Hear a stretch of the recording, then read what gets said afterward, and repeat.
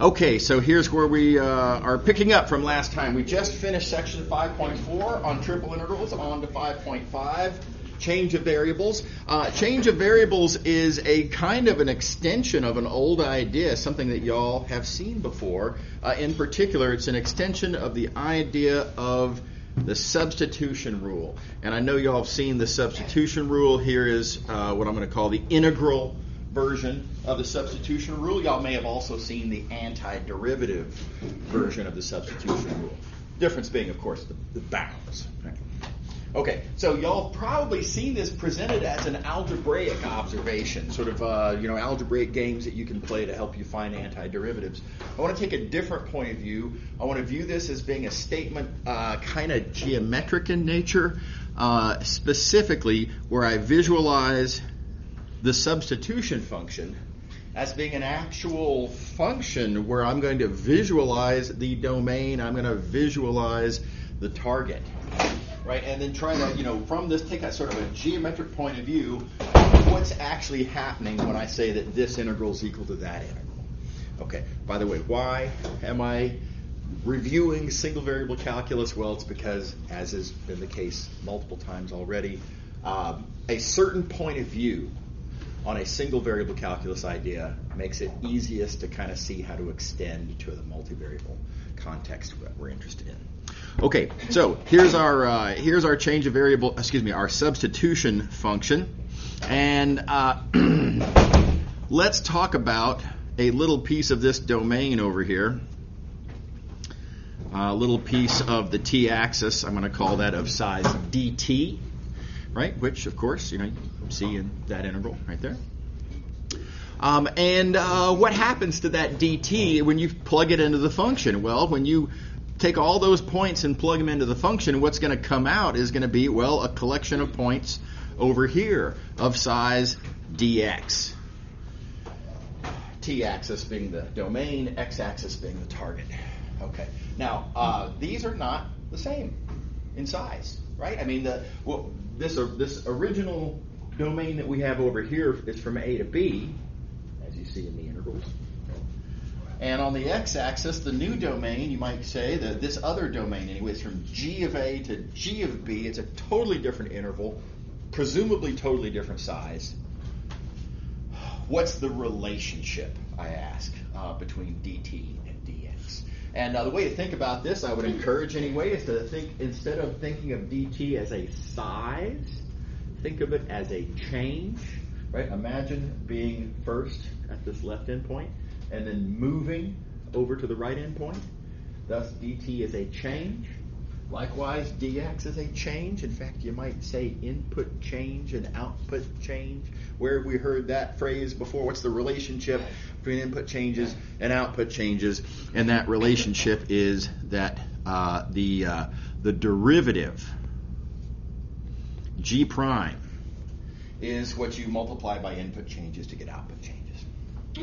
So here's our relationship between dx and dt. Now, reverting to thinking about these as sizes, I'm going to kind of reinterpret this equation as saying this little piece of length, in the process of going through this function, has become stretched to become a different size. I drew it as if it were to become bigger, maybe bigger, maybe smaller, whatever. But anyway, the point is it's been stretched by some factor. And that factor, of course, we argued from the interpretation of the derivative, that factor is g prime. That's what I'm going to call the stretching factor. Okay. All right, so this is one of the big ideas in understanding the substitution rule, the way I want to see it. The extra factor g prime serves to stretch pieces of the t-axis to become their corresponding pieces of the x-axis. All right. Now, the other big idea that I want to take away here is this idea of a pullback. And so what do I mean by a pullback? Functions, let's say, go like this. Now, what do I mean when I say a function goes like that? Well, what I mean is that a point, right, an input value, a point in the domain goes into the function, and then what comes out is a point in the target. So points go that way. Here's the thing. Let's look at this integral here now. This integral, well, I plug in the function into it. Let's see here, yeah. So this, what do I do with this x? Well, the whole point of this g function is that x is a function of t. It is g of t. As we've previously argued up here, dx is g prime of t dt. And notice in the process of plugging these little bits of algebra, in plugging them in, I started with an integral on the right, and that has turned into an integral on the left. You might say, let me do it from this side, push-pull correctly. While the function pushes points forward, the act of plugging in pulls expressions backwards. Right? Expressions go backwards through the function that you're plugging in with. And it's a little bit weird when you think about it. It seems like functions should always send stuff the way that they go, but it's just the innocent observation of the act of plugging in takes an expression in terms of x and rewrites it in terms of t. It just unavoidably goes backwards. So this is a construction. This is a phenomenon that comes up in various different places in math, and it's a nice point of view on what we're going to be doing here. Okay, so with all of that said, again, this is all single variable calculus. This is just the particular take that I want to have. We're going to be extending this now to a multivariable context. We're going to start with double integrals. And so same setup. We have some domain in the UV axis system, let's say. And then we're going to take each of those points in that domain. We're going to plug into whatever this function is. Eventually we'll be calling this our change of variables function. And what comes out is, well, a bunch of different points. That'll make our image domain, you might call it, over here on the right. Right. So the green set goes in, the blue set is just what happens to come out when you put that green set in. Okay, now we could entertain the question, suppose that this blue set, suppose that's my domain for an integral. Suppose I'm interested in computing this integral. Right? How would I compute this integral? Notice the analogy to the circumstance we found ourselves in previously. If in this situation, we start kind of in some sense with the integral on the right. We want to compute this integral on the right, and the act of plugging in and the act of understanding how to rewrite dx pulls back and produces an integral defined on the left domain. So same deal here. I've just got to figure out how do I plug in and how does that pull back play out. Okay, so here we go. What is x comma y? Well, that's actually kind of straightforward. X comma y, that's the coordinates of what comes out of this g function. X comma y is literally by definition g of u comma v. That's what g is. G is the function that takes u and v as its inputs, gives x and y as its outputs. Likewise, now there's going to be detail I'm going to have to sweep under the rug here for the moment, but if I were to look at a little piece of my UV domain over here, some little rectangular piece of some teeny tiny little size, its image will not be the same size. Its image will be some sort of approximately parallelogram sort of looking shape, something like this, let's say. That stretched out, presumably in some way. Just like over here in the single variable case, this little input subinterval of size dt gets stretched out to make a bigger subinterval on the right of size dx, and we were able to figure out what that stretching factor was. By how much of a factor is this bigger? So likewise here, we're going to need to figure out how to take this little piece of area, dA, on the right, and how do I rewrite that as being something times this little piece of area, du dv, on the left. In other words, what does this function g do to size? How much does that green area get stretched out to become that blue area? And that's a harder question. Figure out what that stretching factor is. I'm going to come back and talk about that in a minute. But notice what we've accomplished here is that with this setup, presumed, what we have is a pullback. So if you find yourself with a domain like this, specifically that domain being the image of something else, and if you find yourself looking at an integral defined on that domain, what we have is a framework through which we can pull back and turn that integral into a different integral on a different domain. And the hope is that even though this original domain was bad, curvy and cornery and weird, right? Hopefully the pullback domain, as I have it drawn here, might be nice. It might be a rectangle, everybody's favorite domain for a doublet. That's the big picture strategy. Everybody see how this is really a lot like substitutions? Okay. All right. Now, let's talk about that stretching factor. What is the stretching factor? That is a conversation. That stretching factor. Let's see here. Here it is. That stretching factor. For the moment, I'm just going to assert a formula. I'm going to justify the formula later. There's enough going on as it is, enough to keep track of, et cetera, et cetera. I want to get some wins under our belt. I want to, get some problems solved first, and then we'll come back and justify this. But so that we can get some stuff done, here's my claim as to what that stretching factor is. It's a conveniently simple little formula. It's the absolute value of the determinant of the derivative matrix. Again, we'll see why a little bit later. Maybe today, we'll see. Reminder terminology.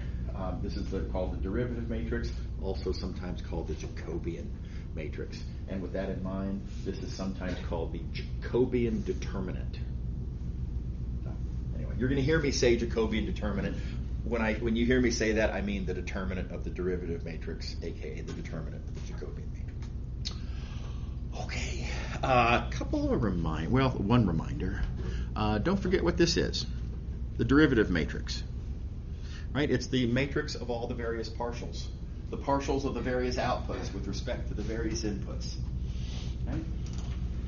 And with that in mind, kind of justifies this little bit of notation, the determinant of that matrix.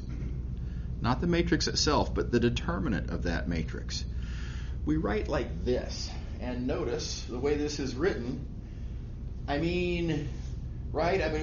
interpretation of what's written here could be it's the partials of x and y with respect to u and v. It's literally describing the elements that go into this matrix whose determinant I need to take. So this is very common notation. It's arguably a little bit weird. Why would we represent a determinant as a fraction? Looks strange. The reason we do that is because that thing actually behaves like a fraction. It isn't a fraction, but it behaves like a fraction. Let me show you what I'm talking about. So let's see here. I'm going to zoom in here and recall that stretching factor is what goes right there. So let me write that down again. It's the absolute value. And I'm going to use this notation that we were just talking about. There's that stretching factor that we need to multiply by du dv. And now I'm about to commit a math crime. Full knowledge and awareness. Apologies for the crime. This is not a fraction, but notice if we were to pretend that this is a fraction, and we'd have this urge to kind of cancel, right? There's sort of a U's and V's in the denominator here, kind of U's and V's in the numerator. It's as if, right? They kind of sort of cancel. They don't. They're not a fraction. This is all garbage. But it's really convenient in helping us keep straight what's actually going on, because in fact, the result of this bogus cancellation is that this product kind of ought to be dx dy. In other words, it represents a piece of area in the xy plane. So that's actually kind of nice. So as a excuse me, what you might call a memory tool, or as a way of keeping things straight, and you'll see examples in a few minutes of how we might get confused as to how to keep these things straight. This is a convenience that makes this notation very handy. Okay, so that's why. If I can, there we go. That's why we use this notation here, like that. Okay, let's do one. Oh yeah, question. Oh, that's just like exam formatting as well.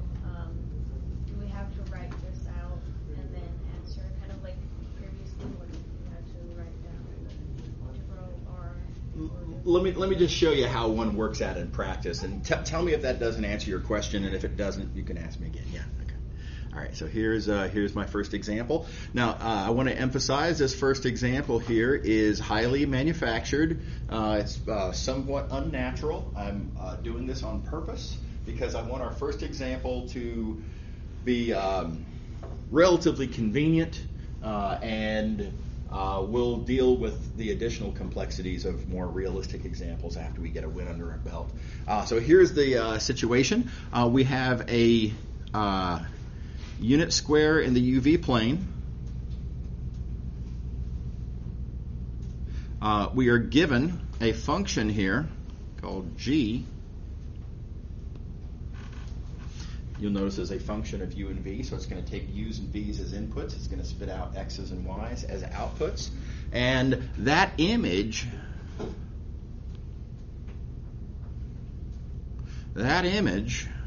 is this thing called D. And that D is our domain for this integral that we've been asked to compute. So this is our setup. We've got a domain here, and I want to emphasize we don't like this domain. That's a bad domain. Think about how you'd slice this up. As you're slicing it up, you're going to hit that corner, and then as you go up, you're going to hit that corner. And if you slice the other way, same thing. You're going to hit both of those corners. This is at least 3 separate iterated integrals, and it's worse than that. Because let's talk about what is the equation of, let's say, this curve right here. How would I describe that equation of that curve? I need a relationship between x and y on that curve. Okay, well, x is this and y is that. There isn't a particularly obvious, immediate, convenient relationship between the x and the y, at least not at first glance. And there's ways to deal with this, but not looking good, right? Coming at this integral in this domain directly, it looks bad. All right. So with that in mind, what are we going to do? You'll notice that this setup is exactly set up to use this change of variables rule that we have on the previous page. In particular, there's a domain on the left, a change of variables function that we plug that into, its image on the right, an integral defined on that domain, that image domain there. We need to figure out now how to pull that back and then get a new integral defined on our pullback domain. Okay, so that's exactly what we're going to do here. The main thing we need to compute excuse me, is the stretching factor. Let's see, let's remind ourselves the formula for the stretching factor. Here's our function. That's the thing we need to use. Our stretching factor formula is going to involve first computing this Jacobian determinant. Now, there's various partials to be taken. Don't forget, when you're computing the derivative matrix, the first row comes from taking the partials of the first output, right? And the second row comes from taking the various partials of the second output, right? Make sure to remember the way that this derivative matrix is organized. Rows correspond to output variables. Columns correspond to input variables that you're taking partials with respect to. Okay, easy to get that backwards. Make sure to keep that straight. Okay, easy determinant, no problem. Kind of multiply it out. Now, the unfortunate little awkwardness that we have to deal with, don't forget our stretching factor is actually the absolute value of that Jacobian determinant. So I've got to take now the absolute value of that thing. How do we take the absolute value? Is this thing positive? Is this thing negative? Worse? Is it sometimes positive, sometimes negative? Annoying. Good news, there's an easy way to deal with this. I'm going to keep in mind in particular that the reason we care about this expression is because it's going to be part of our pullback integral. Our pullback integral is defined on our pullback domain. On our pullback domain, I can tell you exactly what U is doing because I can see it right there in the picture. U is just the first coordinate of points on this pullback domain, and so fairly immediately clear, U is always between 0 and 1. And likewise, V, the second coordinate in my pullback domain. V, also always between 0 and 1. Everybody with me? Is that cool?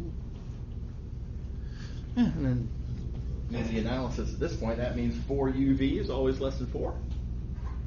Which means 4UV minus 9 is always less than or equal to negative 5. Which means that expression is always negative. So we are taking the absolute value here of an expression that is always negative, and the absolute value of something that's negative is its negative. Is everybody okay with that? There's a little subtlety here that can be confusing. Something to think through. Make sure you're comfortable with that. Okay, and now it's time to just start plugging things in. We've basically got it all sort of figured out at this point. Here was our original integral. Let me do it like this. Our original integral on our unfortunate domain, right, that we're scared of. We don't want to have to compute that integral directly because we don't like corners. And according to what I've got here, I can insert my stretching factor.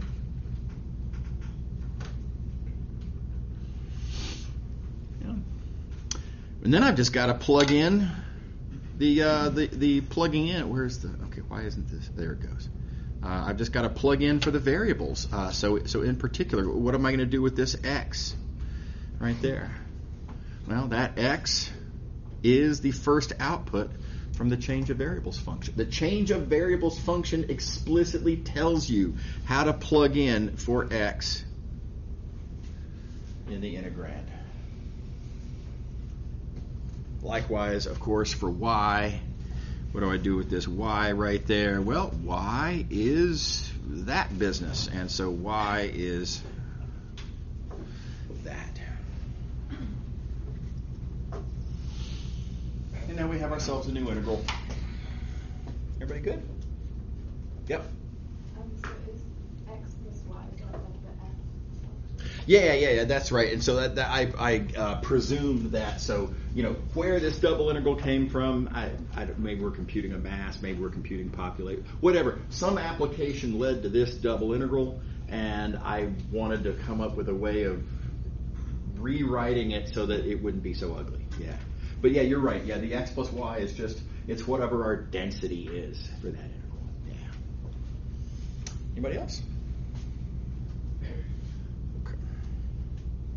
All right. Now, just to emphasize what's happened here, we started off with this integral over here, which again I claim is bad, and then we've rewritten it now as an integral that looks like this, which at a casual glance appears to be worse. All right, you look at the domain, I see cubics. That seems undesirable, but, quartic. Look, there's two, it's a quartic integrand, seemingly much worse. But the big win is it's defined on a much nicer domain. U goes from 0 to 1, V goes from 0 to 1. Super easy integral. And yeah, sure, it's a slightly harder integrand of polynomials, but they're still just polynomials, and that's still easy antiderivatives. Yeah, yes. So do we have enough information from this to figure out what the bounds would be on this integral? Oh, yeah, for sure, because the bounds on this new integral, I can see the domain. Let's get rid of the old one. We're not done with that. My new domain is very literally this square right here. And so, V ranges from 0 to 1. And likewise, U ranges also from 0 to 1. Yeah. Yep. So if we're not given the... Totally. Yeah, no, you're right. I interrupted you. Go ahead. No, I think you know what I was going to say. Yeah. No, so this was a manufactured example. Like I said at the beginning, we were given the pullback domain. We were given the change of variables function, right? And so, correct me if I'm wrong, you were wondering, what if it's not given? Is that? Yeah, totally. Right, so then you have to figure it out, and I'm going to show you some examples of how that works. Yeah. Totally, absolutely natural next thing to talk about. Okay, so here we go. As you just pointed out, it's not always given. When it is not given what your change of variables function is, here are some examples that are kind of convenient. So you'll notice this is a translation by the vector a comma b. This is a stretching in the horizontal direction, counterclockwise rotation. Now, keeping in mind, this is what the function does. Functions push inputs forward. Integrals, we pull back. And pulling back means that we're going to kind of be undoing, in some sense, what the original function did. You'll see this in an example coming up. But anyway, that said, depending on what you want to do to the domain in the process of pulling back, these are change of variables functions that might be convenient. And I'm going to show you explicitly how to use the rotation here. This rotation example. Yeah. Okay, there we go. Okay.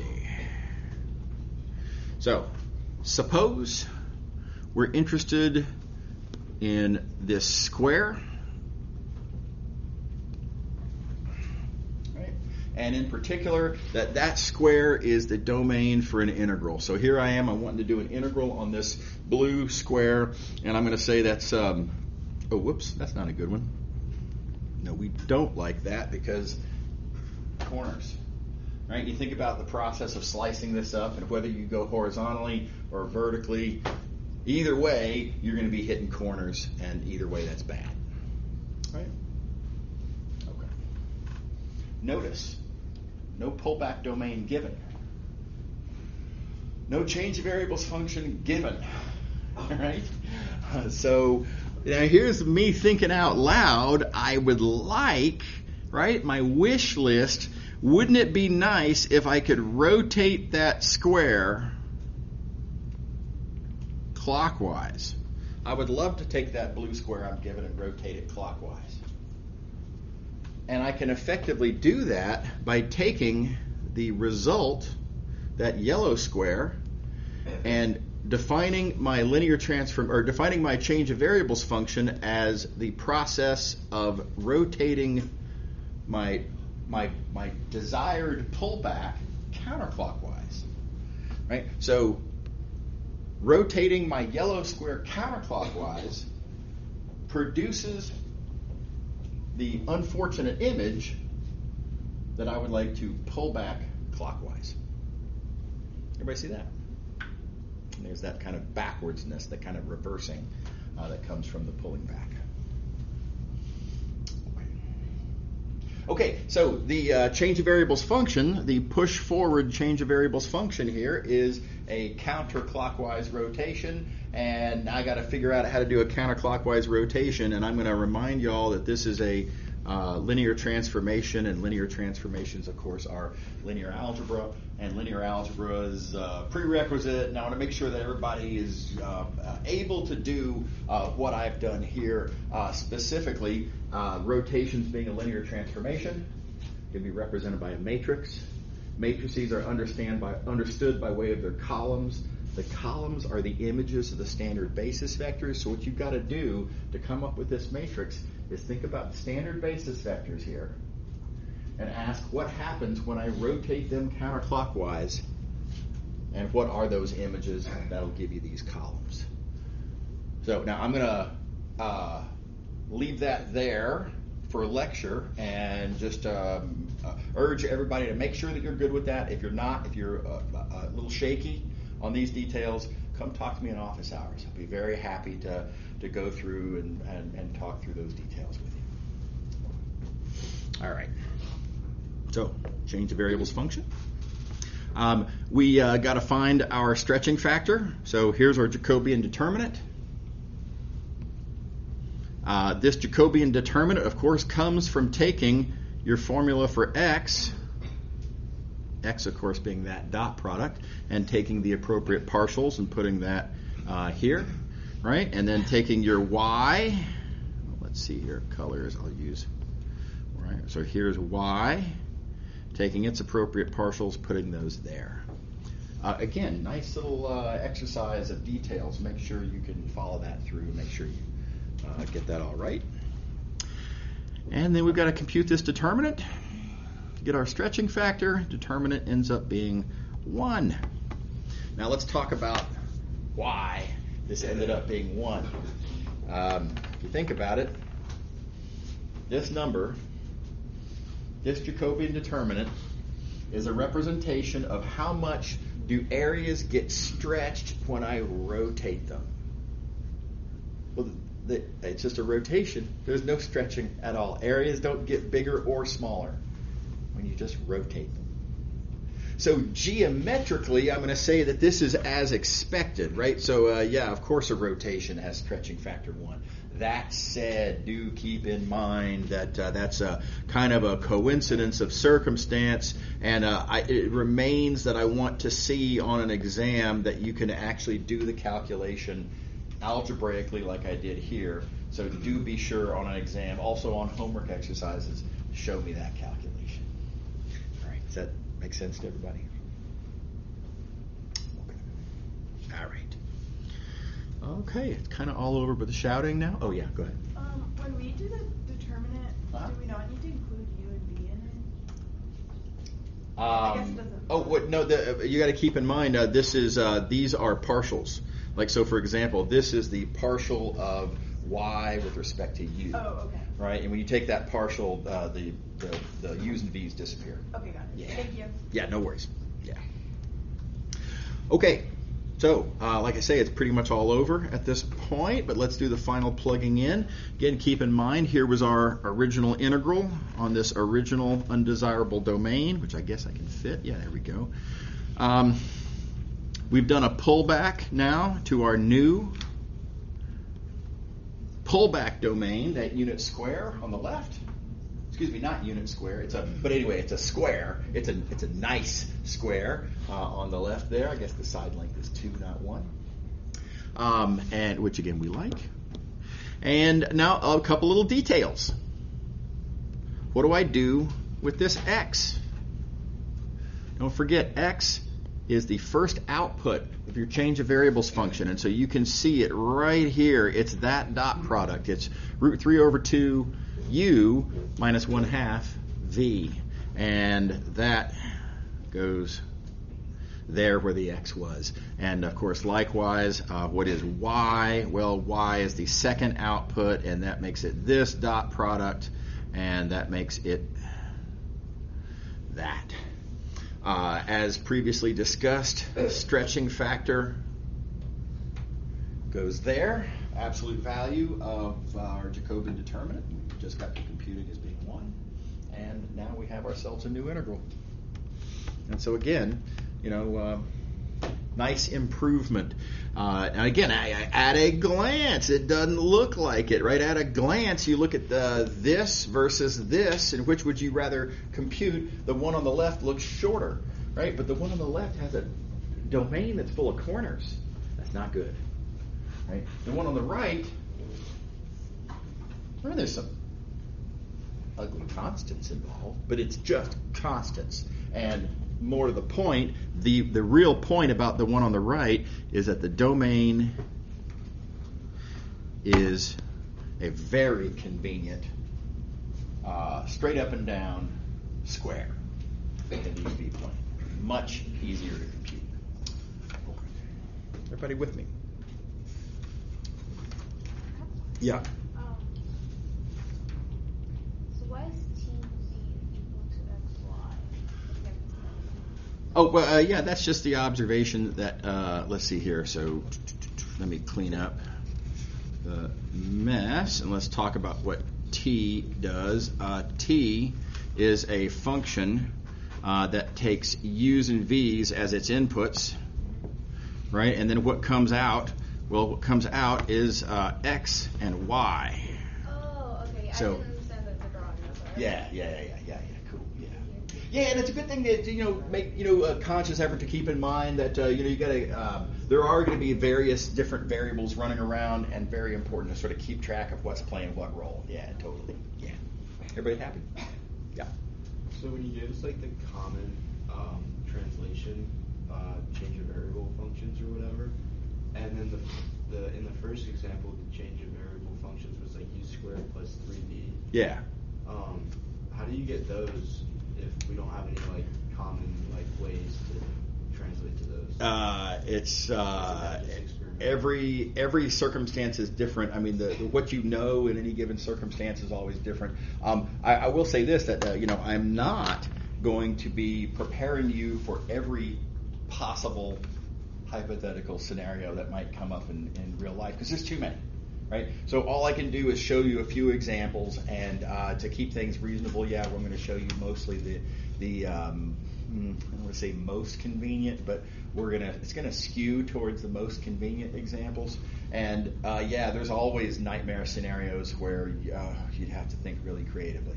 Yeah, but in Math219, we're going to keep it to a fairly short menu of scenarios. Yeah, right. All right. Okay. So before we go to the next example, let's see here. Where am I? Here we go. So there are some little, details that have to get said. Everything that I've done so far, I've been assuming that the change of variables function is continuously differentiable. It turns out if it's not continuously differentiable, then bad things happen, and sticky little issues that aren't really Math219 appropriate. So we're going to be dealing only with continuously differentiable change of variables functions. Excuse me. The other one, also a sticky wicket. Your change of variables function has to be invertible. Otherwise, you effectively kind of double count some things. It's another sort of, beyond really what we're going to focus on in this course, but just as a heads up for future scenarios where this might come up, you do need this to be an invertible function. Okay. All right. And with that said, move on on now to the next case. Oh yeah, question. Are those like two things we need to prove before we do a problem, or No, or not just in- giving us this?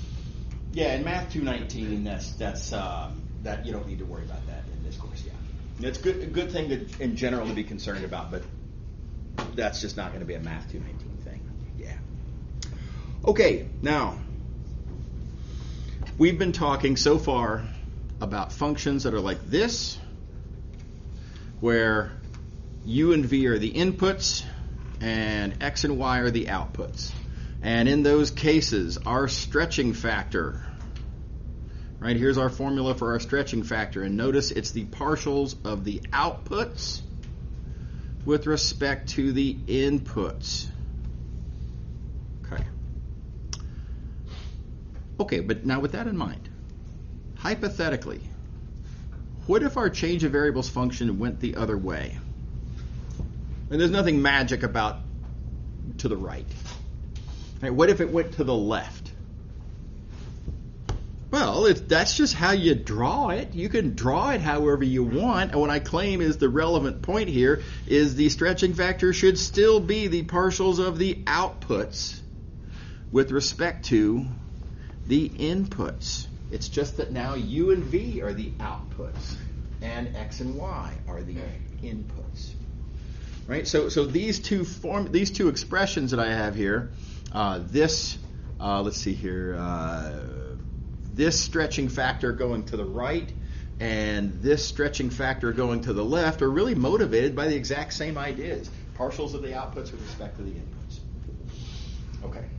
So now that being observed, let's consider a scenario where I have some little piece of area there in the UV plane, and let's think about what happens to that if I push it over to find an image in the XY plane and then take that and go back to the UV plane. And now this is a silly exercise because if you have an invertible function and if you look at its image and then just come right back where you had been, altogether, this green square turns into exactly this green square. Altogether, nothing happened. And so that's what's going on here. This product represents that I am first multiplying that area by, let's see here, purple, partial xy, partial uv, and then multiplying that area by partial uv, partial xy. And altogether, there and back, nothing has happened, and so that product must be 1. Yeah? I don't know if you've touched on this before, but why do we have absolute value? Like, what's the logic behind that? Yeah, that's a great question. I'm going to do a little bit of discussion of that after this next example, by which I mean Monday. No, I recognize that with change of variables, with substitutions in single variable, there is no absolute values, and so it seems a little weird that there is an absolute value here. Ultimately, that's because of just kind of a difference in how we think about domains, and I think the best thing I can say in this context is it's something you don't need to worry about. But I am going to justify the absolute values. It's just the comparison is going to be a little bit weird. But if you want to hear more about that, come to office hours. I'll be happy to elaborate. Okay, so looking at this blue equation here now, if these two factors multiply to 1, then the 1 is the reciprocal of the other. So neat fact. And also, you'll notice, from the notation, writing these things as fractions, it's another example of how these non-fraction things kind of behave like fractions, right? And so yet another motivation for wanting to use this fraction notation. Okay, so why are we going to worry about that? And this next example, I think, is a really nice illustration. So here we go again with a setup. Now this is a weird setup, but here is our domain.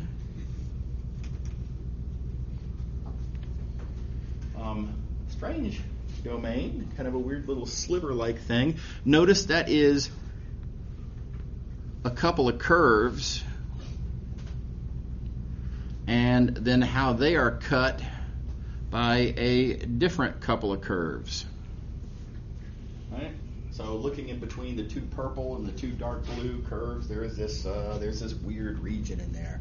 And what if I want to do an integral on that region? Now, first observation I want to make, a lot of people would look at this and say, that's too weird to be realistic. Right? When would this ever come up in anything actually relevant to the physical world? And in fact, I stole this example. I cleaned it up a little bit, right? But this is basically straight out of an example that I saw in one of my physics classes as an undergrad. It was a thermodynamics class, and a lot of y'all are engineers, and you're going to be taking a thermo class or seeing some thermo here or there. This is comes up in a pretty fundamental part of thermodynamics, namely studying the Carnot engine, which is kind of a hypothetical sort of it's a thought tool that allows for drawing some powerful conclusions about thermo. Very natural in how it comes up. Not really all that manufactured. This is very realistic. Okay, so with that said, if you want to do an integral on this shape, again, with the corners that you would hit as you slice, right? Highly undesirable. Here's a big idea. Very clever idea. I did not think of this idea. Somebody showed this to me. The person that showed this to me, he didn't think of it either. Right? This is a clever idea that's been passed down for generations, and I'm passing it down to y'all. So here it goes. First key point of this clever idea. The curves in question need to be written as level sets. If the curves that come to you in the example are not written as level sets, rewrite them as level sets. Right? Do whatever algebra you got to do to get stuff equals constant. Right? Next, notice these curves kind of work in pairs in a way. There is a single function xy for which two of the curves are level sets, and then there is a single function xy squared for which two of the functions, or two of the curves, are level sets. So that's another thing that we need in order for this strategy to work out. When you have your equations written in that form, then here's the move. The really slick move is take those functions, xy and xy squared in this case, and make those u and v. Make those your change of variables function. Notice that gives u and v as functions of x and y. Notice that makes your change of variables function go backwards. It's going the wrong way. Now, you could invert this function, yeah, sure, and you could solve for x and y as functions of u and v. That's something that coincidentally happens to be possible here. That's not the point of this example. The point of this example is to figure out how to deal with it when it does go the other way. So I'm going to ignore the fact that, yes, of course, I could solve for x and y. Let's just pretend we can't do that. Okay. So we've got this thing going the other way. Now, let me show you why this is a slick move. The reason this is nice is, let's look, for example, at this curve that makes up one of the edges of my original domain. This curve has equation xy equals 1, but wait a minute, u is xy. So u is xy, which is 1 on that curve. That means u equals 1. That means that it turns into a straight line in the UV plane. Everybody good there? And then likewise, this other curve turns into u equals 2. And likewise, these other two, let's see here, these two curves here turn into v equals 3 and v equals 4. And so grand total, this natural but really undesirable domain here that we started with, when I go over to the other side, it turns into a rectangle, which we love. That makes sense to everybody? And so this is going to be a big win. Now, we are out of time, I suppose, but let's see here. Is that right? Yeah. So we'll pick up here next time, and we're going to figure out how to deal with the fact that our function's going the wrong way. See y'all later. Have a good one.